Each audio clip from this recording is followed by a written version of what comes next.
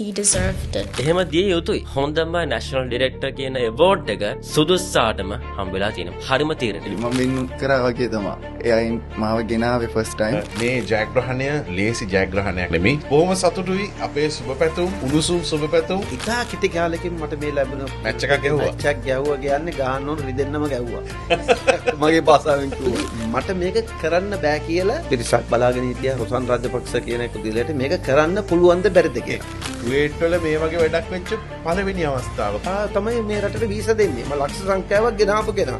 ඔයා මගෙන් අහන වීසා දෙනවද කියලා? ඔයාට ඕන තරම් මේක විවෘතයි ඕන තරම් වීසා ගන්න. සත පහක් එක තැනකට දෙන්න එපා වීසා ගන්න මම දෙන්නම්. හැමෝම දන්නව මම කවුද කියලා. අද ඊයේ මේ ඔය ඉවෙන්ට්ස් කරේ. කාලේ අපිට කරන්න පුළුවන්කමක් තිබුණා නම් මෙච්චර පහසුකම් නැතුව. ඉතින් මේ කාලේ කවර කතාවද නේද?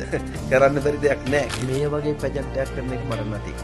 හැබැයි මීට වඩා ඉන්ටර්නැෂනල් පැජන්ට් එකක් මින් ඉදිරියට කරන්න බලාපොරොත්තු වෙන ලොකු එකක්. කුවේට් වල පැජන්ට් පියා කියලා අපිට ඕව හඳුන්වන්න පුළුවන් ඉස්සරහට. අනිවාර්යයෙන්. මගේ මුදල් තියෙනවනම්, මගේ කම්පැනි තියෙනවනම්, my car my pet.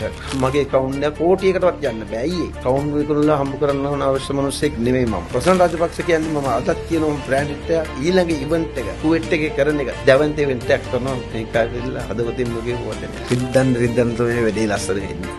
කරන්න බෑ කියලා කියනවා කරලා පෙන්නවනේ. ඉදිරියට මම කියන්නේ ශ්‍රී ලාංකික දුවදරුවන්ට ලෝකෙ කොහේ හිටියත් ඕන රටක ඇවිල්ලා ඉවෙන්ට් එකක් කරන්න මසුකාරයි. හැබැයි ඔය දුවදරුවන්ගේ කාගේවත් මුදල් අරගෙන ඒ ඉවෙන්ට් එකේ මම මේ කරා.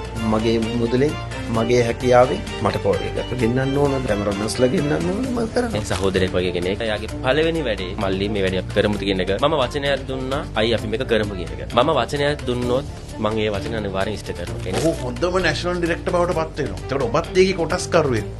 තහ එයා ළමයි වෙනුවෙන් කරපු දේවල් මම අස්පනා අපිටම දැක්කා. ඉතාමත් ලස්සනටම කරපු ඒ ජාතික අධ්‍යක්ෂකවරයාට අනිවාර්යයෙන්ම ඒ ගරුත්වය ඒ අවෝඩ් එක ලැබිය යුතුම. ලංකාවේ සංස්කෘතිය අමතකම වෙන රටක් තමයි කුවේට් කියන්නේ. ඒ වගේ රටක ඉන්න ළමයි වෙනුවෙන් අපේ රටේ සංස්කෘතිය අමතක නොවෙන්න හීනයක් හැබෑ කරපු මිනිස්සුක් වෙනුවෙන් මම හිතන්නේ අපි අනිවාර්යයෙන් හිතුවටම මම හිතන පතන විදිය තමයි රොෂාන් රාජපක්ෂගේ තියෙන්නේ. අපි දෙන්නට හරිය ලේසි වැඩ කරන්න. චරිත් ගුණසේකර ආයි කවද්ද කුවේට් යන? ඩේට් එක තීරණය කරන්නේ රොෂාන් රාජපක්ෂ. අන්න එදාට චරිත් ගුණසේකර කුවේට් යනවා.